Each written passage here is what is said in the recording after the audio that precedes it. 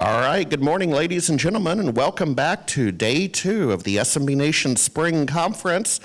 We're going to do a little bit of housekeeping up front. I think some people had a little bit of fun last night, so they're still out filling their coffee, and let's just do a little bit of housekeeping and some announcements.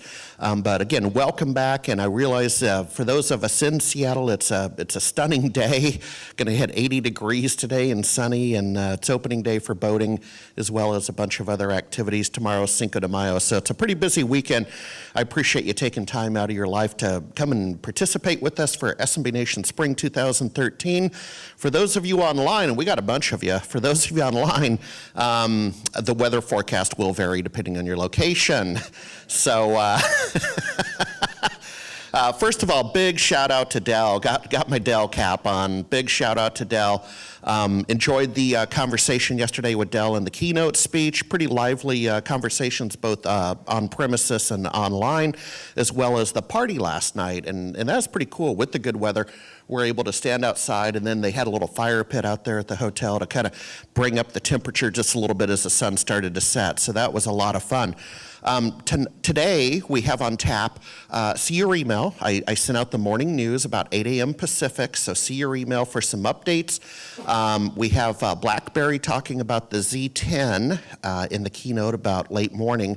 That is cool. You'll want to attend that one and kind of get your head into what BlackBerry's doing with their new mobile unit. And then also tonight with the SMB 150, and let me just manage expectations. The SMB 150 dinners for the SMB 50 award winners. However, there was an option for some of you to also purchase a ticket to attend the SMB 150 dinner. Outside of the conference, see Jenny and the ladies up at the registration desk if you'd like a little bit more information on that. Otherwise, enjoy your evening on your own in Seattle. And I know a couple people did that too last night. Quickly, there's also an addition. In the late afternoon, there's a mobility lecture. Please see the email for the addition, or see the front desk if you haven't received that email.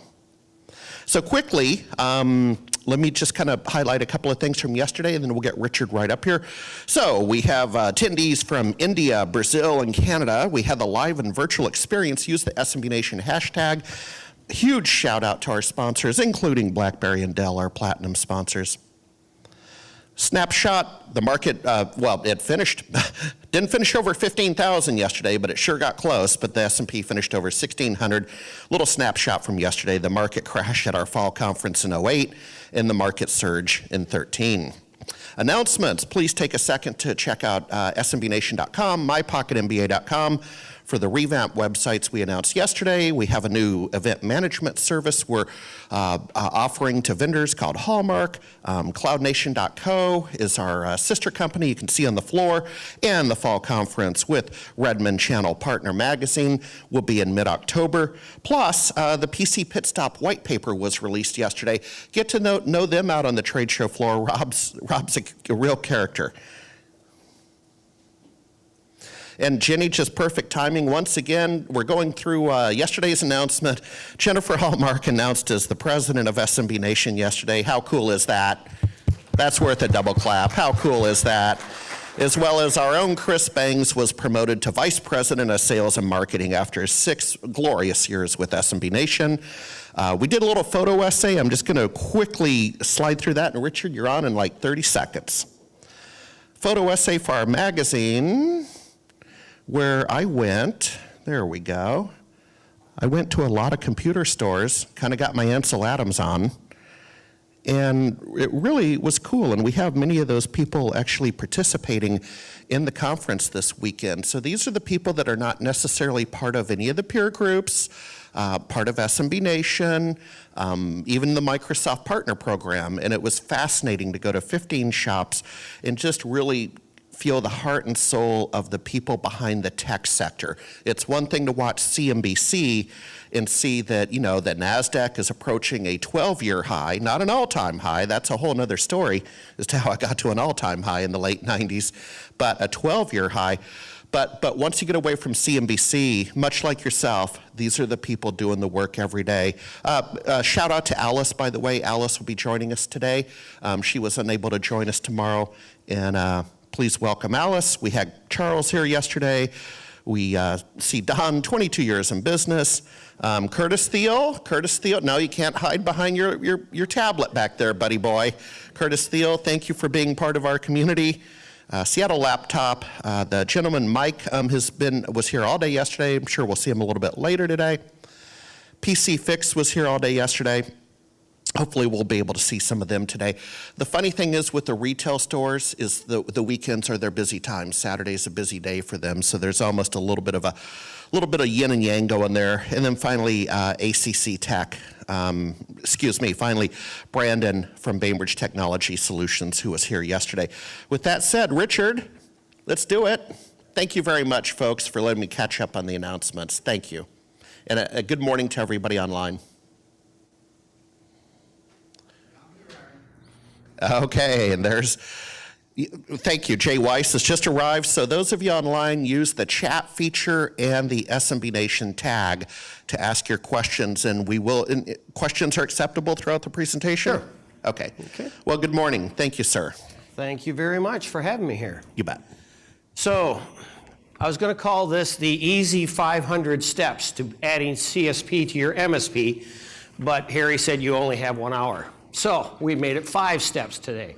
So basically, we're going to cover what are you supposed to do.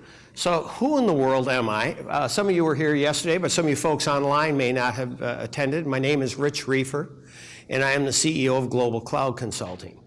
So back in the dark ages, I started with Burroughs in the mainframe line and had a chance in my career working with Business Land to work with the likes of Ray Norda and Steve Ballmer, and also worked with Steve Jobs when he rolled out the next computer.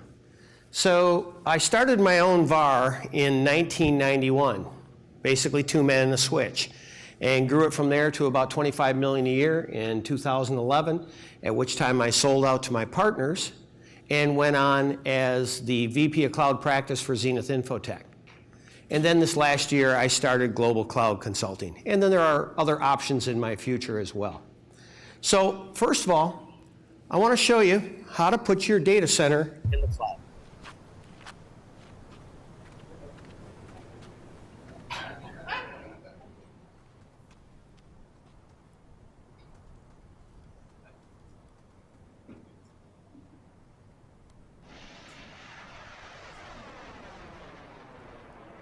What are you trying to do? Put my data center in the cloud.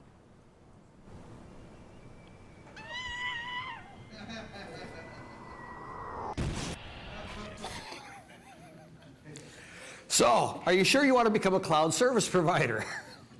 Well, there are a lot of different questions I'm sure that you have. The what, the why, the where, who, when, and how. So let's talk about the process of becoming a cloud service provider. So there's 5 steps.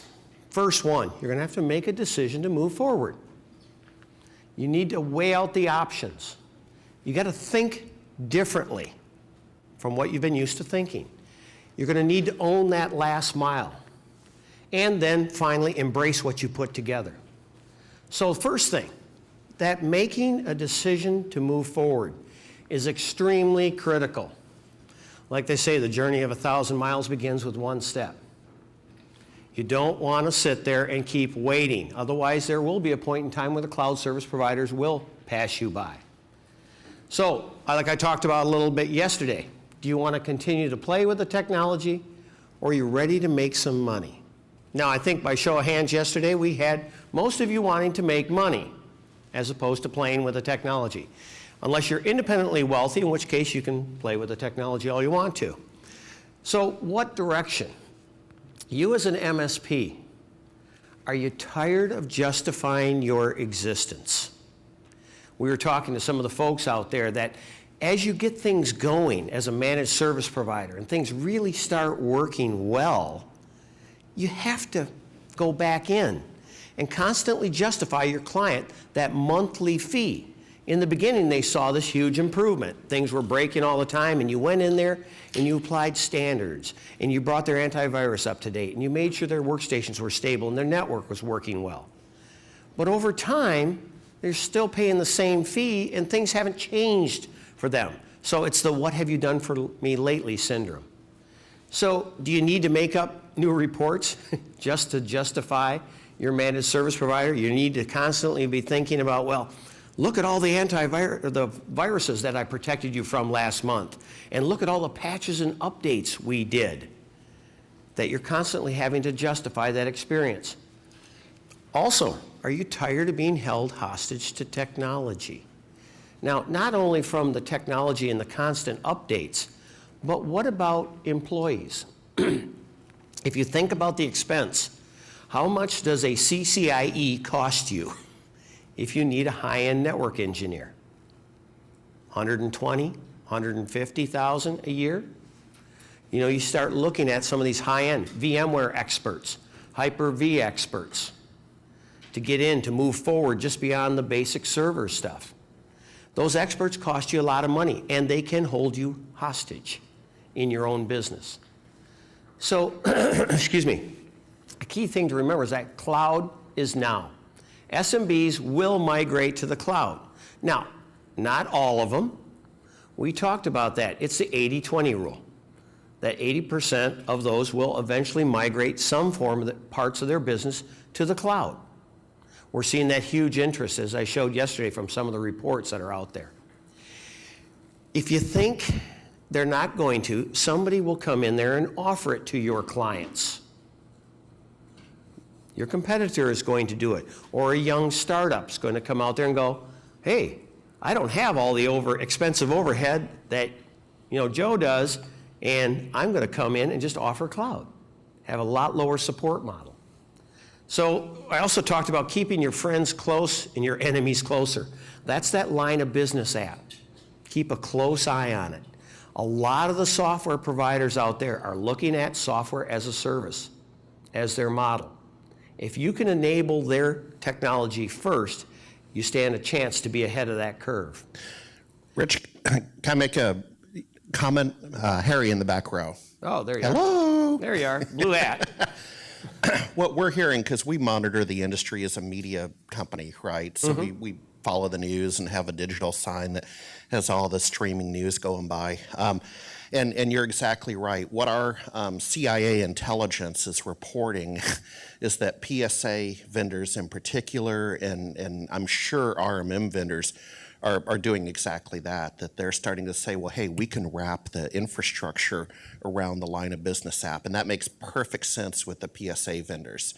So we're picking up on that in the Middle East and in Syria. I just wanted to give you that national security briefing. You're 100% right. That total integration, if you ignore the line of business apps, which I don't know about you, I know at a point in time in my career, I ignored it per se. We helped support it, but we really didn't delve into it well, being very realistic. Now, in my previous company, Trivalent, we learned that that level of support for those line of business apps was critical. So we actually ended up with a help desk that we built internally to support the custom line of business applications, so we could be their go-to for everything. You need to make that mental shift from think to do. One thing you don't want to get is analysis paralysis. So what is that? I am going to analyze every option known to man out there, and I'm going to look at it, and I'm going to put it in a spreadsheet, and I'm going to put all the pros and cons. And by the time you get done with your analysis, 2 years have come and gone, and the whole industry has changed underneath you, as well as all the options. I know that for my own company in Trivalent, as we got bigger, we had to watch that real close. We would overanalyze things to death. And especially if you let your tech people analyze it to death. Because they're going to look at every bit and byte out there and try to think about all the good, the bad, the ugly, everything else that's going on, and you're going to have to watch it that you don't get frozen trying to make a decision. So, you need to weigh out some of the options that are out there. So, can you provide it realistically? You look at all the various vendors that are out here. They're all talking cloud. We all know that. Everybody's bringing up some form of the cloud one way or the other. But what do your clients want? Think about it from the business perspective. Some of the advantages of the cloud is a lower cost of infrastructure that they're thinking about. They're thinking about, maybe I'm going to become hassle-free. I don't have to worry about that server sitting in the back room overheating, or having water poured on it. Somebody was telling me about an experience here they had with a data center, and they walked, or it was a server room, and they walked into it, and that was yesterday. The guy was talking about how the unmentionable stuff was running down the front of the rack from a bathroom that was leaking up above. That's nasty. Now you need to make that public or private or hybrid decision. Part of it's going to be based upon each individual client. Part of it's going to be based upon your geography that you're in. So if you're in the middle of the desert, the odds of you having high bandwidth available to you is probably slim to none. There's the slim to none group in the back of the room, okay. But if you happen to be in major metro areas or even a lot of the surrounding areas around that, the availability of the bandwidth is coming. Places like Comcast and things of that nature are bringing high availability bandwidth at low costs. So, this is the official roadmap. Now, everybody is ready to get bored by flowcharts. But the objective here is to give you a logical thought process, not to make the decision for you, but to show you how to move from one step to another. So, here's where we start. Now, this can be a decision tree that you leverage whether or not you're doing it on an individual basis or for your entire company. So, first thing you got to determine, is there enough bandwidth to provide an offsite cloud? Yes or no? We talked a little bit about that yesterday. If you use for remote desktop services an average of about 50 kbits per second per workstation, or ICA 35 kbits per second, that'll give you a rule of thumb for determining. So if you have 50 users with remote desktop services, you need at least 2.5 meg, and you better up that sum for that many. Just being realistic. So if all they have is a T1, you'll never offer it. So we're going to go here to provide the on-site private cloud. And I'm going to show you what you do for when you hit a private cloud. The next step, do you have the financial resources to build your own? That's a common limiting factor. 65% of small businesses technically today are cash strapped. That you live from month to month for a lot. Second thing, if you go down that, yes, you have enough financial resources to move forward. Do you have a data center? Yes or no? Well, if not, you need to at least look at co-location. I would not suggest starting building your own data center now. There's enough economical co-location places out there that you can get into and keep your cash flow down. You don't need to start building a data center now. That's just going to save you a ton of grief. So, then, even if you have the financial and you found a data center to work with, do you have the right technical resources to build and enable a cloud? That means you've got to have the right type of engineers or pay for the right type of process software. We'll get into that when we actually show you how to build your own public and private cloud here. Finally, if you don't have the financial resources or you don't have the right technical resources, investigate the reseller models that are out here for you. So let's move on to the next one here, the private cloud. Investigate some of the various cloud models, the platforms that are out there. You're going to be looking at VMware, Hyper-V, Xen, terminal services. Don't ignore good old-fashioned terminal services and Citrix, folks. It may provide you an economical platform that you can properly leverage for 80%. We tend to think in terms of exceptions. Oh, I can't run full motion video on it.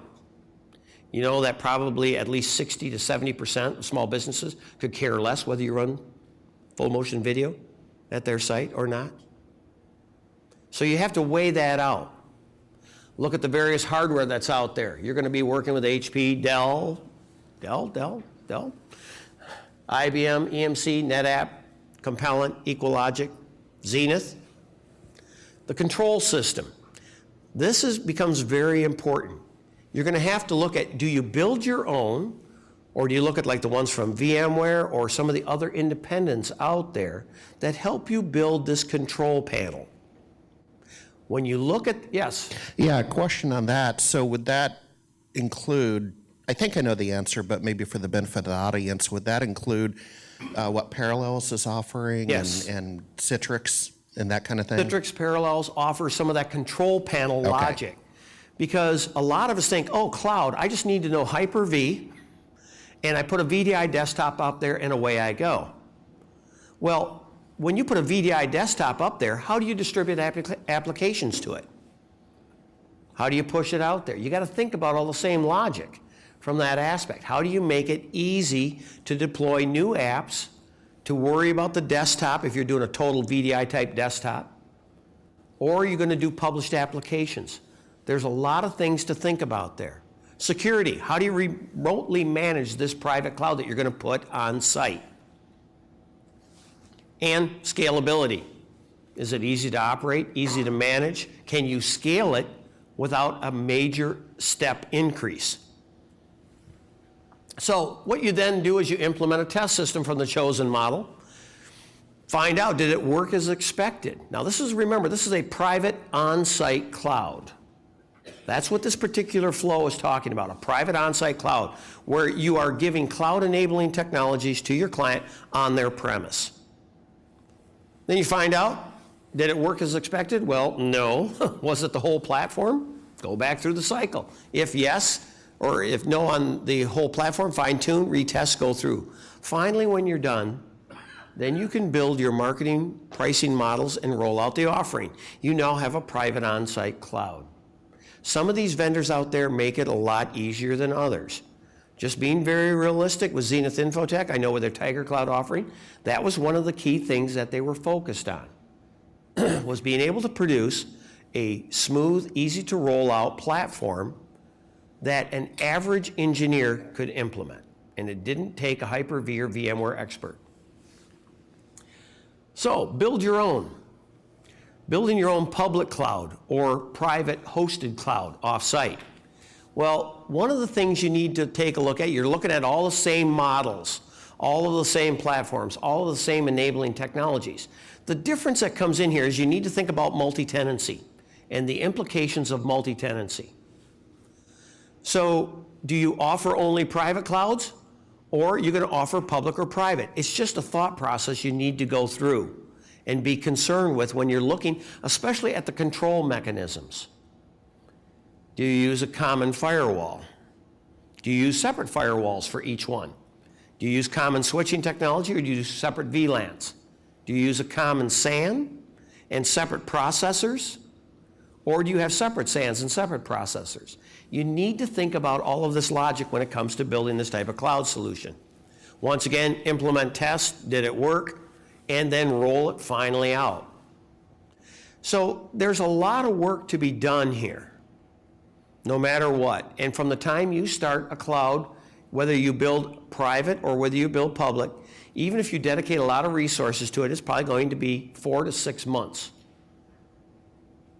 And that's taking a lot of time pointing it at it. And if you only can do it in your spare time, you're going to be at least a year. That's the practical side of rolling out this type of infrastructure. So now the flow chart from hell as we go here, and you take a look. This is the reseller model. So there are various ones that are out there, EME Cloud, OS33, Independence, and Genix. There are other ones that you see. Cloud Nation is one of those that you can fit right in here.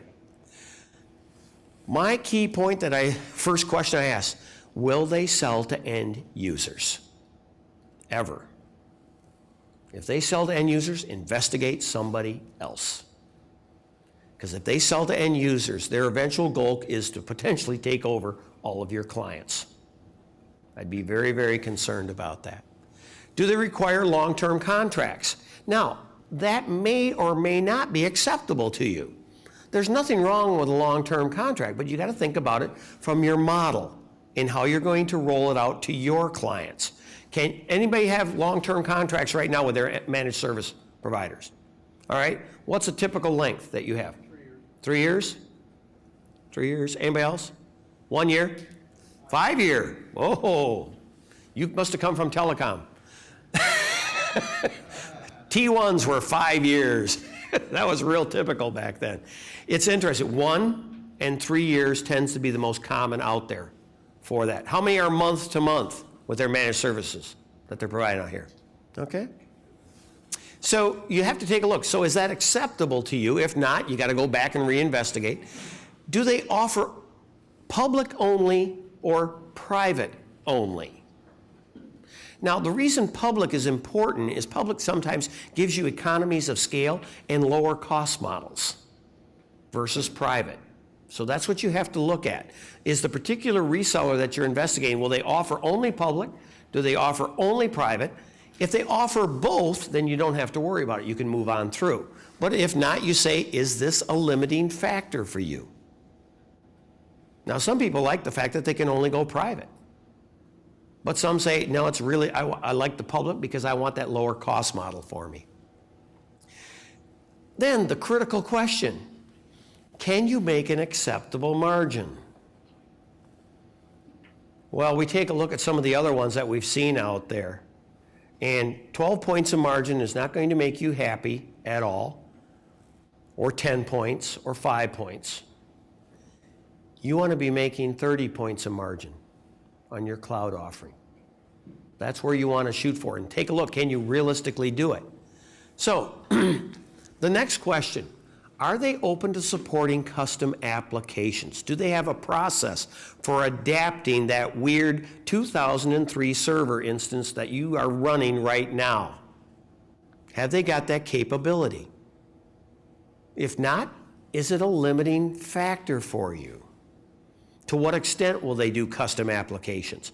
Make sure you investigate the platforms that they say they will support and how they'll support it.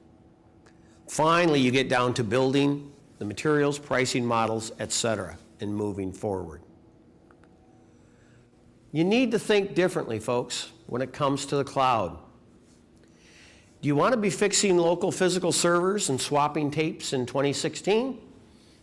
Is that something you really want to be doing? You need to embrace virtualization and the cloud technologies.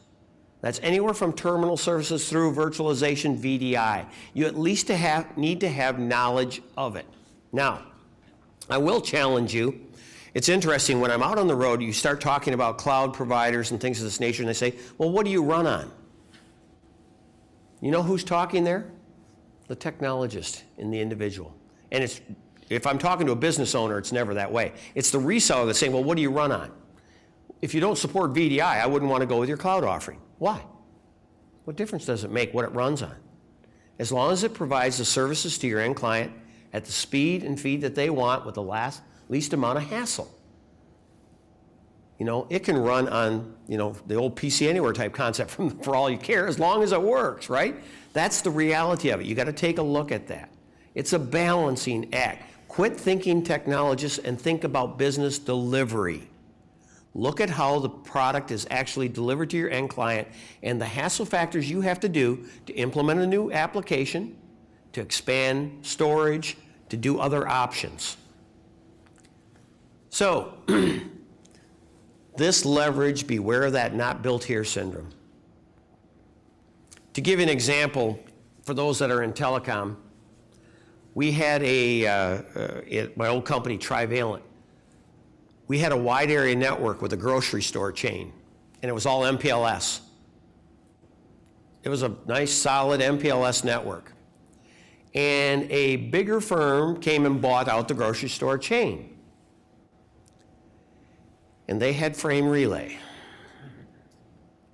We offered them a solution that cost them less and provided them more with an MPLS network. And they said, no, we're switching them over to our frame relay network. They paid us 3 years of a buyout. It was $120,000 cash up front they had to pay us to buy out of the contract just so they could switch them over to frame relay. I call that the not built here syndrome. Beware of that.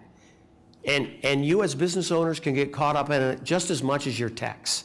The techs will tend to lead it in your company, but you have to be aware, I didn't build it here. Harry was addressing that same issue yesterday when it was come to talking about putting together contracts, proposals, etc. Go out there and leverage what's out there. Rip them off. Well, I wouldn't quite go that way, but I would definitely say leverage the stuff that's available to you, folks. God bless them. There's a lot of different stuff that's out there. Learn from others that have gone down the hard path. Don't try and think you have to build it from ground zero. So, I have some reading lists for you folks. Some of this stuff I wish I would have had when I started my business. Now, this one I did. Anybody in here familiar with Michael Gerber? The E-Myth? It's a great read. For those of you that started the company, it's a must read. Because all of us, when we started out the businesses, except for maybe a rare handful, are technicians. Well, no, I'm not an engineer. No, you're a technician. You were a technician in sales. You were a technician in being an engineer. I know I was an engineer when I started my business, Trivalent. But with Michael Gerber, with the E-Myth, he really points out things that you don't want to abdicate. Trust me, there were times in my business I abdicated responsibility, and it cost me dearly. Never should have done it. It's a great read. Next one, Jim Collins. These are great how to do business books. The best part about the Jim Collins books is you say, oh, last year was a lousy year, and then you go over and you're talking in a peer group like this, and somebody in your same group, oh, it was my best year ever. Well, the economy was down. So, what made the difference? He talks about a thing called a SMAC recipe. That SMAC recipe stands for systematic, methodical, and consistent. So what does that got to do with your business? I'll give you a practical example. Since you folks, a lot of you folks are from out here, how many in here have heard of Pacific Southwest Airlines? Okay, a few of you. Pacific Southwest Airlines started, and they had a great starting business model. Their methodology was fantastic. They only flew 737s. That way their pilots were trained on every one. They were a regional carrier out here west. That's when it was regulated. And so they had a fixed maintenance crew, fixed number of pilots. They did unique things like treat everybody the same that went on their planes. Some unique stuff. They would greet people with a cow coming off the airplane. People remembered it. They remembered it. It was like, hey, welcome, here's your new greeting person. Moo. So you take a look at that. Now, there was this gentleman from Texas that said, I'm going to open up an airline over in Texas. Can I copy what you're doing? They said, great. So what they ended up doing is giving him all the manuals, all the steps, everything else, and he took all this production manual back. He even copied most of the name. He dropped the word Pacific and started Southwest Airlines. Now, they both had the exact same recipe for doing things. Here's what ended up happening. Pacific said, we're doing really great. Let's get into the car rental and the hotel business.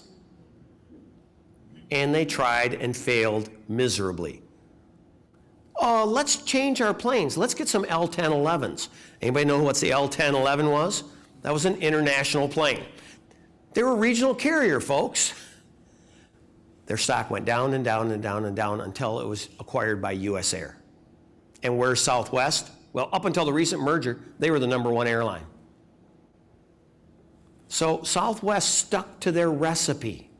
For an example, they would only open up so many new flight centers a year because they said if we open up too many, it'll strain our resources. One other practical example that he gives, and this is from his book, Great by Choice. That's his latest one. It's fantastic. One other example he gives is the difference from Intel to AMD and some of the things they did. Over the past 30 years, Intel has only changed one thing in their, what they call their SMAC recipe. They got out of the memory business. That's the only thing. All the rest of their stuff is consistent. AMD changed up and down, tried to do this, tried to do that, and it failed. So it's a great book to read from a business process standpoint. The last one, Patrick Lencioni. Anybody ever read any of his books at all? Oh, I love his books because most of his books are written in fable format. Now, statistically, about 85% of people will finish a fable book, a fiction book, where only about 25 to 30% will finish a non-fiction book. I can tell you that Harry lives by the last one. Getting naked? Oh. That's a bad thought at this hour. Yes. That was an image I just didn't need. I'm sorry.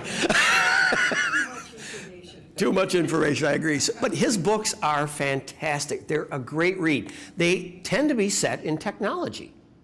So he's involving technology companies and the issues involving the good, the bad, and the ugly of it. But these are what I call great operational books. Trust me, if you read these books and embrace the stuff that's in them, you will be able to double your business. I firmly believe that. If you embrace the policies and the logic behind it. Between Jim Collins, Patrick Lencioni, and Michael Gerber, they are great reads. And if you only have to pick a few of them, pick the E-Myth, Great by Choice, and the 5 Dysfunctions of a Team. That's where I would start. So, time to think differently. Stay away from the overly heavy tech solutions. We love to bit fiddle, that's a fact. We still like the technology, we still want to play with it a little bit, but stay away from the ones that are overly heavy in the tech side, that you need to have 32 engineers to support 12 people on a cloud. You don't want that. That's not going to make good math, unless you have several million to invest. So if anybody has several million to invest, like I said, see me afterwards and we'll talk. But think like your client. Make sure you do that. Ease of use, not techie. Mr. Client, here's how easy our cloud is for you to use. You don't have to retrain yourself. You don't have to do this. It operates just like you've been used to using, except that it'll stay up and work. And you can use it from anywhere. Those are some of the things you want to focus on. So make sure your cloud solution delivers the things that they're looking for. That business case, if you can't convince yourself of it, you're never going to convince your client. That's the reality of it. You have to believe in what you deliver out there. This part, I believe, is critical to you in the SMB space, and it's going to help you differentiate yourself from the potential of the massive public clouds that are out there. Own that last mile. What separates you from those big cloud providers out there? Right now, hopefully you own the relationships with your clients. If you're doing managed services, you're their trusted provider. Leverage it. Use it to your advantage. Own that last mile of technology. You know, you take a look, love Microsoft and their Office 365, but how do you know it works correctly at the client site? How much work do you have to do there to make sure it works correctly? Own the routers, switches, printers, workstations. You still manage and control it. When you come up with your cloud offering, if you do a public cloud, don't forget the last part here. Own that piece. So put together that simple support system for these devices. Hopefully you can show them how to convert a workstation to a cloud station. Yes? Rich, in your comment to own, are you talking about providing in a cloud environment the local gear and hardware as a service and roll it into your monthly price? Make Yes. that CapEx investment? Going to that level, there's a potential you can do one of two things. Depending upon where the client's at, you're going to make a judgment call, just being very realistic. But for an example, you can come up with a thin client model and your switching router and everything else and come up with a monthly price for that. Say, Mr. Client, how would you like to not ever worry about hardware again? And for those that haven't done managed print yet, look at that. Include that in your service. Now you can offer everything. Mr. Client, everything from us is a monthly fee. And we'll show you ways how you can own their hardware. You can, in fact, even buy it back from them and put it into your own lease and build your own support model around it. We actually do, and what Excellent. you're talking about right now. We been a big Sonic Wall guy for years. So in the fact that we made, based on your discussions yesterday, made the investment in building our own colo, we have worked it down to a one-price model. And so the customers don't have to buy that stuff. We then took phenomenal advantages in economy of scale with Sonic Wall and our other providers to provide service, and can actually do it as a VPN for an even higher level of security, which customers really, really enjoy. That's exactly it. And you start to find out that you cannot model it on one site. You've got to model it on multiple sites. And then you start finding out those economies of scale. Here's the other part. If you literally own their last mile of hardware, so the new low-price kid comes on the block and comes in and says, I'll do it for this. Okay, when you want to switch next week, not a problem. We're going to come in, we're going to put all out your workstations, your printers, your switches, your routers, your firewalls, your UPS systems, everything that's local, and you're going to be left with some Jackson pieces of wire hanging out of the wall. Maybe I don't want to switch yet. It's not worth the hassle. It becomes sticky. It's that next layer of stickiness. As we went through that, that's what you're trying to do, is increase the stickiness with your clients. That's why a lot of you went to managed service providers. They're relying on you on a monthly basis. It's that first level of stickiness. Cloud is the next level of stickiness. If you can own the last mile, that's the top level of stickiness, because you own everything that they operate on. Lock, stock, and barrel. So, Richard, let me just see if we have any questions. We're essentially at midpoint of the presentation. We have a question over here. Hey, Richard. In looking at this model, some of the things that come to mind is specific verticals where they have the privacy laws and they really don't know things that have been fleshed out yet, particularly in the legal market and then, of course, in the healthcare market. What do we do to overcome the whole security, privacy, et cetera, argument? well, when it comes to privacy, everybody has their own slight interpretation. That's part of the problem that we're seeing out there. There's no 100% clear, defined way. We were talking about that yesterday here, just getting into all the nuances of it. One of the things, remember what I talked about though, when it comes to private cloud, does not mean it's on their site. So you can still use some economies of scale for certain things out there, but you can keep them totally separate. You have to be able to demonstrate and follow through a process that they are 100% separate. If you can do that, then you're safe from that perspective. But it's going to be dependent upon who you're doing business with. There are some people that will never, ever go with a private cloud if it's hosted at your site. They don't care what. They want it on their physical location. That's why the other part of the flow chart. Yeah. Hey, Richard. John Sauer, Agent Associates. You use the term last mile. We're just curious as why you didn't have transport listed along with all of the hardware and equipment. You know, that's a good point to own, but you find, unless you've been in the telecom, starting to own it now might be more difficult. Now, there are agency programs and things you can work with those out there. The main thing is to form the relationship with the telecom providers in your area, if you haven't done that. But to necessarily own the telecommunication circuits becomes a little more difficult, unless you've been in it. You know, you have to, it's a starting point for now. I think that'd probably be the last thing I'd want to own today, I'll be honest with you. In my business, I did a communication, I did 2 data centers. And at one point in time, we had 1,300 T1s and 10 meg circuits and gig links and everything else right out of the data center. T1s have just nibble, nibble, nibble, nibble, nibble. My old company basically formed a relationship with Comcast to resell Comcast. That's what they did. Because, you know, there's a point in time where you have to go beyond that. Hey, Richard, just a little housekeeping. If you could move a few feet to the right, can do the that. online audience isn't getting Yeah, I hate to say it, this is like right they like in to the way. see the shine. they like to see the shine, brother. Oh, that's right. Okay, glare. Now you know I'm back in the video. All right, so embrace what you have put together. Once completed, sell, sell, sell it. You've got to believe in it and go forward with it. Don't do it half-heartedly. Half-heartedly will get you nowhere. It'll get you 1 client, 2 clients, but don't fall back into the old mold, but be ready to make some money. So one thing you need to do, you need to assess each client's unique needs. That cloud strategy should be somewhat customized for every single client. Where they're at, how much bandwidth have they got, what are they looking for applications. It's not always 100% to go to the cloud, but we're talking the 80-20 rule. 80% of them you'll be able to move.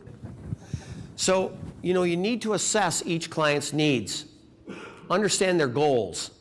This is the stuff, if you're doing managed services in there, you already know it. Very, very important.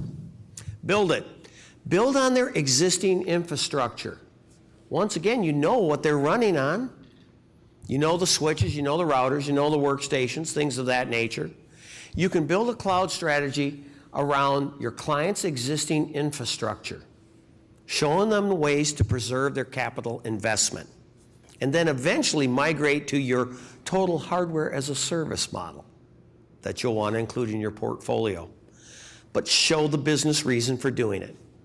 If you can say, Mr. Client, I'm going to move you to the cloud, and we're going to make your workstations act like thin clients so they become hassle-free by comparison, but you don't have to invest anymore. But when they die, we're going to replace them with our new cloud station that we're going to put in. It shows a business case to that end user. Security. Provide that security and comfort. By picking the right cloud solution out there, you should be able to address that. And if security is their top concern, you may have to go private, not public, whether it be on-site or off-site. Just keep that in mind. Once again, that's that driving factor. Management. Now, this, folks, manage the management. Don't overcomplicate it. How many in here are running LabTech? Anybody running LabTech at all in here? Kaseya? Do we have any Kaseya partners in here? How about Enable? Level Platforms? Continuum? Okay. So you take a look at all the RMM tools out there. We can over-engineer the thought processes behind that monitoring to death and never gain one more dollar for our companies. That's the part. So you have to make sure that you don't overcomplicate your model. Make sure you're ready to manage that cloud. You need to be able to manage the cloud environment as new applications are added. You got to think about it. Not just bringing it up in the cloud, but how do I manage those stations, those VDIs that I'm going to put out there, or the new terminal services sessions? How do I manage all that? It's, you got to look at the orchestration, the automation. Governance should be top of your mind when you're choosing a platform to manage out there. So you look at things like Parallels and the other ones that are out there, or in the reseller models. What have they got that'll help you do that governance and management? Make your life easy. Start thinking about cloud-ready applications. We always tend to think in terms of the exception, but you need to start looking at the cloud-ready applications. So when the client comes and says, well, what have you got for a CRM? You may have a cloud-ready app in mind that you can offer them. So review applications that a client's planning to run in the cloud. You may have to take a look and find out if they're cloud-ready. And if they're not cloud-ready, how are you going to handle them? Can you effectively move them to the cloud? You may have to weigh out and come to a point and say, no, I can't. Or if you have a cloud service provider, that a reseller model that says we'll work with you, or in your own environment, you say, I'll just move your servers up into my data center, so it's still private, but it's part of the cloud. You can do that. Plan. Make sure you plan for the future. Business plans are not dynamic, or are not static, they're dynamic. And find out where your clients are looking to move in the future. Always be listening to your clients. I know a lot of us, if we're in sales, we want to talk. The show up and throw up type model. So what you want to do is make sure you listen to your clients. See what they're thinking about, see what their concerns are. But don't be a wimp. Sell like it's the only thing you have to sell. Think cloud first. You got to think about who is your ideal client. So, as a CSP, can you increase your bottom line? Yes or no? I don't know. I think I could increase all your bottom lines down here as long as your business is doing well. If you're planning on for some growth, I'll guarantee it. So one of the things, let's take a look real quick of a couple different things here.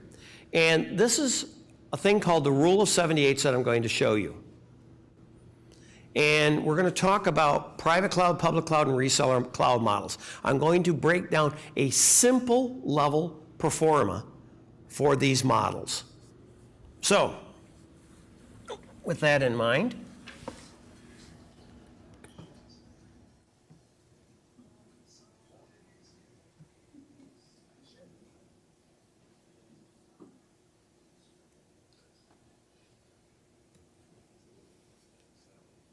this is what they call the Rule of 78. Anybody ever hear of that?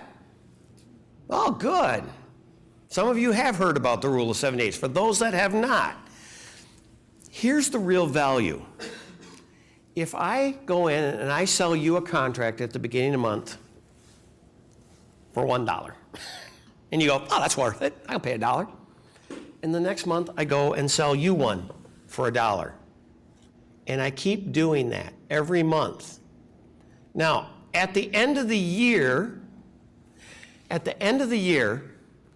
I have made the sales effort for $12. But I brought $78 into my company for that $12 sale. That's the power of recurring revenue. Make that $1,000 a month. And at the end of the year, you'll bring in $78,000 to your company. That's making $1,000 sale every month. Very, very important for the Rule of 78. And if some of you folks would like this calculator, you just send me an email and I'll send it off to you, because what I've got is a simple Rule of 78 calculator that just gives you some basic models. How many recurring contracts can you sell a month and at what value? And it'll give you a projection.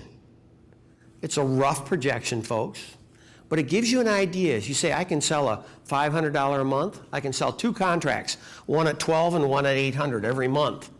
Well, take a look at your monthly income by the month 8. You're at $16,000. If I can do one more at $300, it's now at $18,000. That's selling 3 contracts a month out there. Well, you say, I can't sell a $1,200 a month contract. I can sell a $900 a month. Still gives you the idea. So let's take a look at some what I call models behind here. Now, one of the things that I did in here is I put what I call your hourly burden rate. How many are familiar with hourly burden rate? Okay, the rest of you need to know what it's costing you for your engineering resources. And I actually have a whole formula that can help you calculate what your hourly burden rate is. But you need to think in terms of your total cost, expenses, all of the medical that you're paying your employees, etc. $58 tends to be an average burden weight for general engineers. If you have CCIEs, your burden rate's going to be like out of sight. But if you have junior, very junior engineers or techs, it could be lower than this. But that's a typical burden weight that's out there. Also, I picked a couple values for RMM tools. So much for the server, so much for the workstation. So when we take a look at this, here is a typical private cloud. Now this is an eye chart, folks, and I realize it's very, very difficult to see this. We're going to see if we can even see it in here.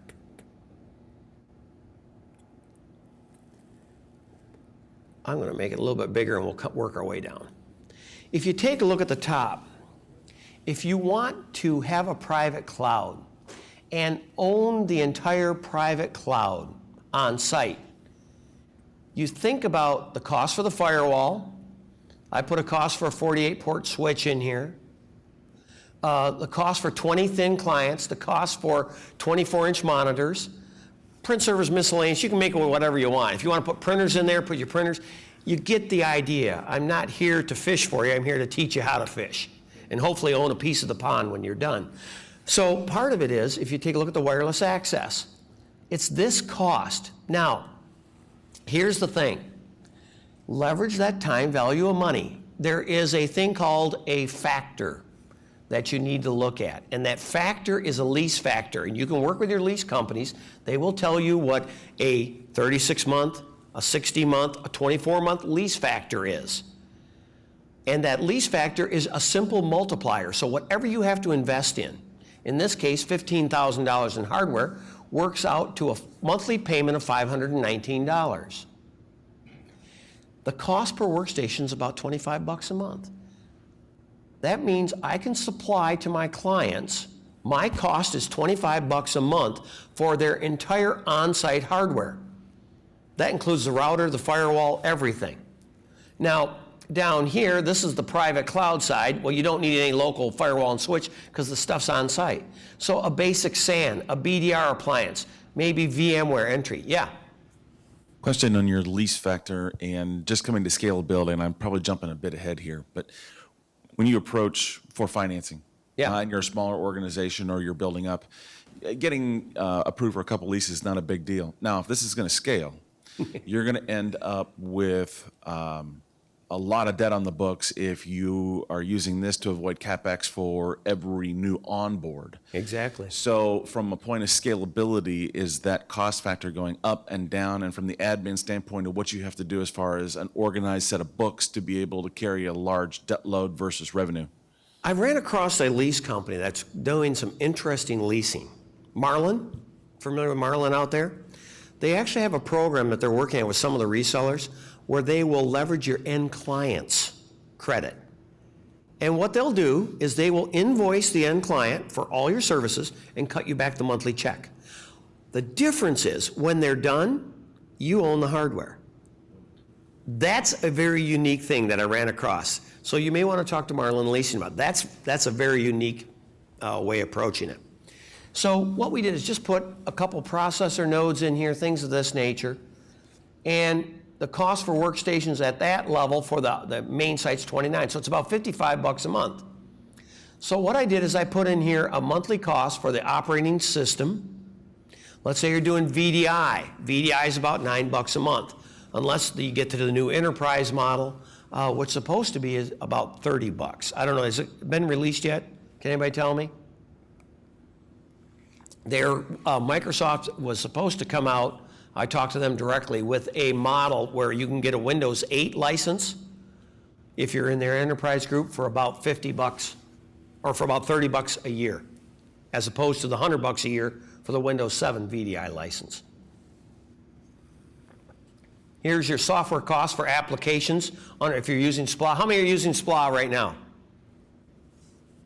Good. A couple of you using SPLA. Look at it. It's well worth it to look at it. Now, I put a labor factor in here.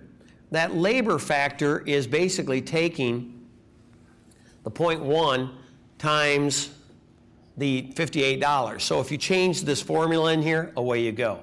It comes out to about $106. So I'm selling it at $129 a month. Now, $129 a month includes everything. Their servers, printers, workstations, switches, the whole 9 yards. So that's one way to look at it. You'll have to balance it out, but this gives you the idea of a total ownership model. That's the private cloud side. Let's look at the public cloud side, which is even worse of an eye chart here. So when we take a look at this, here's two sites. This starts showing you where some of the economy of scale starts coming in. Once again, we're at about the same dollar amount for the edge sites. However, we now have our public cloud side that we're running out of our main data center. And it talks about our firewall, 24 port switch, our SAN, BDR, et cetera, processor nodes that we need for redundancy, everything else, and we actually start increasing the margin. And you'll find out that'll scale over time. Now, you say, but I don't want to make 18 points of margin. There are ways to increase this, folks. This is just giving you the raw examples, and you have to look at how many you're going to bring on. That's why I'm saying don't be wimpy about it. If you're going to do it, you know, for only 2 clients, you don't necessarily want to go this way. However, one thing to think about, at the end of 3 years, if you're doing a good job for them, they're not going to move off from you. And all of a sudden, the lease payment quits and goes away. So when the lease payment quits and goes away, it radically changes. So if you're looking at it overall from a perspective, basically your cost for the hardware may only go to 10% at that point, because now you're just doing maintenance on it. That's where you start to save. You have to think long-term if you are going to build your own private or public clouds. You can't think short-term. Yes?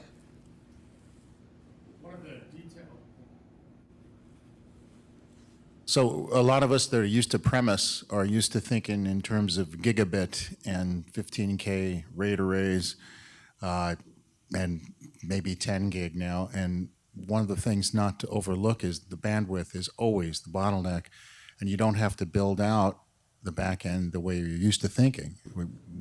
It's really hard for us. We're 10 gig guys. We're So I'm going to high-end challenge rate you. guys. Why are you putting 10 gig in for 20 users? We're not doing it for 20 years. Yeah. That's the thing No, I'm looking at. You but look the at whole the point average is that client size.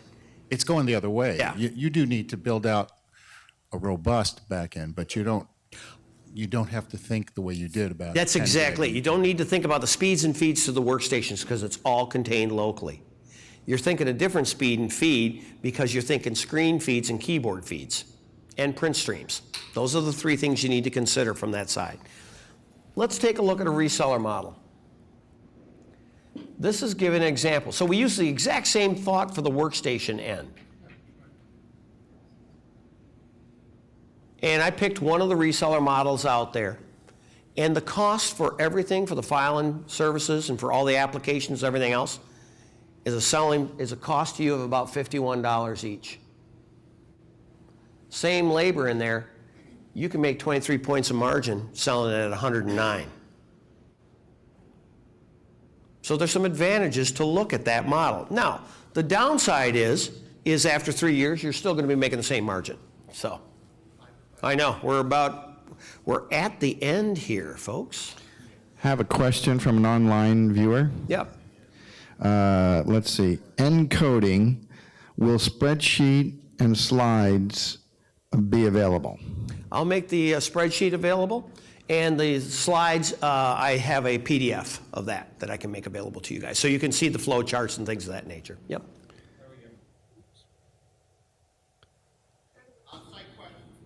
How do we get them is the question. What was the I'm what going to was the send them to answer? Harry, or you can send me an email directly, either or.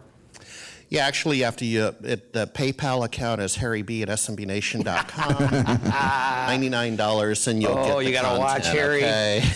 okay? Ken Edwards says, great presentation. Well, thank you. Thank you. So you can reach me here at rjr@globalcloudconsulting.com. And we can take a couple of questions. We're cool. We're going to do a quick transition, if you guys don't mind, to the next speech. So we'll cannibalize some of the break time. So I can maybe take 2-3 questions very quickly from the on-site crowd. Any questions? Carl Palachek. This is more a comment, I think, but I'd like to hear your feedback. You know, I always get the question about security, and what we are telling clients is their single point at their office is probably the least secure thing they could possibly have, because it's one point of attack that never moves. And it's always easier to attack than it is to defend. And so, you know, putting things in the cloud, you know, I always say Rackspace has spent $4.7 billion more than I have on security. Yeah, you're 100% right. And when you look at some of that stuff from that perspective, you know, I say, so your cleaning crew, are they bonded? How do you know they don't get into your systems at night? I don't know. I don't know how secure that is. Can they walk off with one of your backup tapes or backup disks that you have there? Well, yeah, they clean around the servers. You got to think about that. That's a great example. Thank Yep. you. After seeing that ploy with the Michael Douglas movie Wall Street in the mid-'80s, I actually became a janitor. It was great. Question over here. Yeah. Hi, Richard. Chris Smith, Tech Doctor, Chicago. Whenever we're doing these kinds of sales presentations to clients in the Midwest, they like to compare it to, well, it's better if I buy it myself. What tools do you have that kind of compare what we're talking about here in the cloud with this is what it would cost you every 3 years if you refreshed your hardware? So I sell them. So you own your own electrical generating plant, right? Well, no, I buy electric. Well, why don't you build your own? Isn't it better to own that? No, they do it much more efficiently. Guess what? Bingo, same thing here. And for some of them, now do you have to watch who you're talking to? Do you own your own building?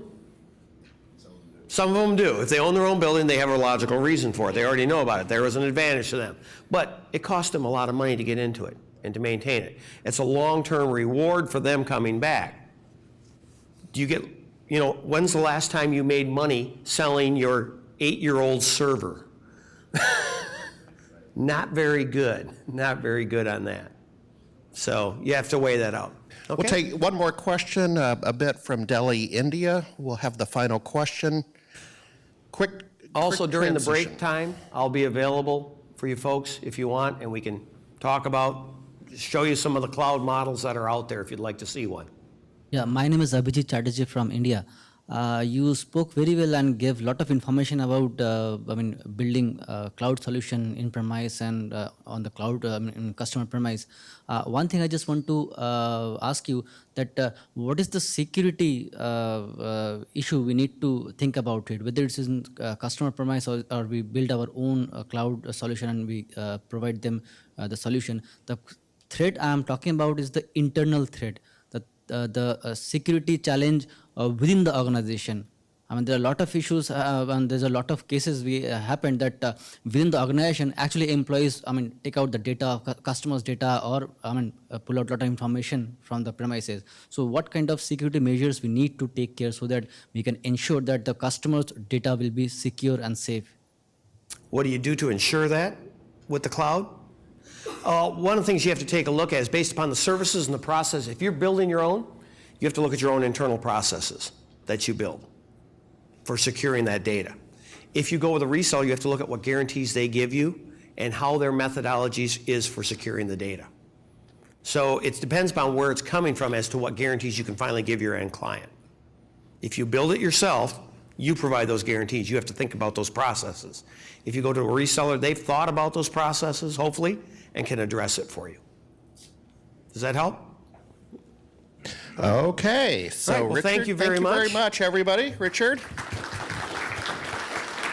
The online people can clap as well. Thank you for the online audience. Appreciate your questions from around the world today, especially given it's probably coming up on Sunday over in